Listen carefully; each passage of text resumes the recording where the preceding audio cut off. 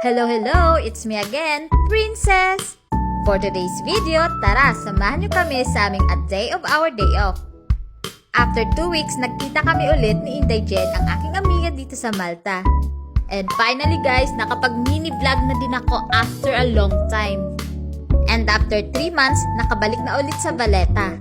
Papasyalan namin yung bagong tourist spot, yung Malta Vision 2050. Dito sa maliit na room na to ay pinapakita kung paano pagandahin pa ang bansa sa mga susunod pang mga taon. Alam nyo ba guys na mas malaki pa ang Panay Islands kaysa dito sa Malta?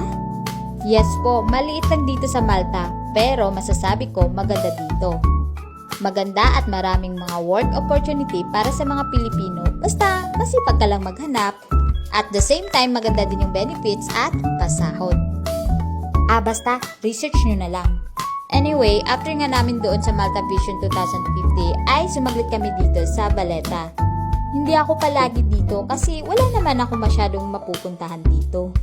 Karamihan kasi dito ay mga restaurant, mga museums at konti lang yung mga shops. Maraming turista kasi daungan siya ng cruise ships at ng mga barko.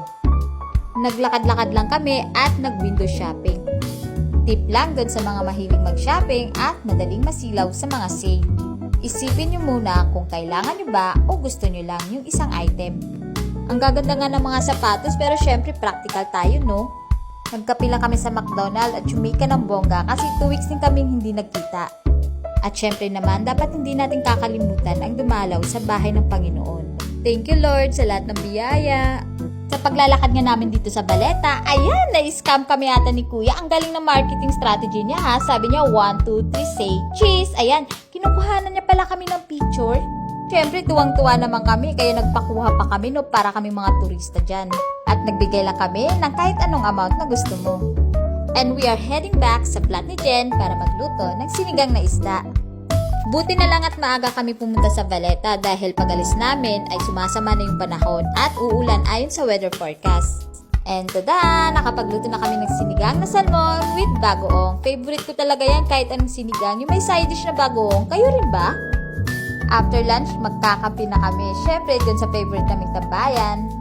Dadaan na kami dyan sa Powama, yung Japanese food nang biglang umulan. At buti na lang, Girl Scout ako, may dala akong payong. Maliit nga lang tong Powamay na to, pero grabe ha, ang daming taong nakapila. Gusto ko yung pistachio shuffle pancake nila dito. This time, titikman namin yung cheesecake nila. Pagdating nga namin, ang daming pila sa harap at pati na rin sa likuran namin. Titikman lang namin kung masarap yung cheesecake at yan na rin ang panghimagas. Hindi na nga ako nakapag-video dahil nalobat na yung phone ko. Sa makapi lang kami, chumika about life. Hanggang sa muli. Thank you for watching. Ciao!